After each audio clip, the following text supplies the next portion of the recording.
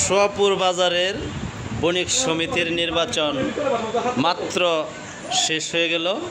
সভাপতি, সেক্রেটারি সহ সকল পদেই নির্বাচিত হয়েছেন প্রার্থীরা।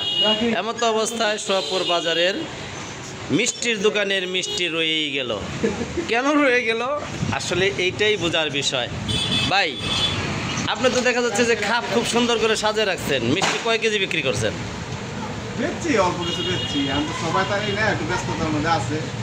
তা আপনার মিষ্টি তো সব সেইভাবেই রয়ে গেছে। আপনি কি প্রতিদিনের থেকে আজকে বেশি মিষ্টি বানাইছিলেন নাকি কম? এখন প্রতিদিনের থেকে আজকে বেশি বিক্রি হয়েছে না কম বিক্রি হয়েছে? বিক্রি একটু কমই হয়েছে। শুনছিলেন যে সোয়াপুর বাজারের বণিক সমিতির নির্বাচন শেষেও মিষ্টির দোকানের মিষ্টি কারোই কপালে জুটেনি। প্রার্থীরা পাশ করেছে ঠিকই, ফুলের মালা গলায় দিয়ে ঘুরছে ঠিকই, কিন্তু মিষ্টির দোকানের মিষ্টি ঠিকই রয়ে গেল। কোনো ভোটাররা এখন পর্যন্ত এক পিস মিষ্টি খেতে পারল না, এমনটি দুঃখ প্রকাশ করলেন স্থানীয় দোকানদাররা।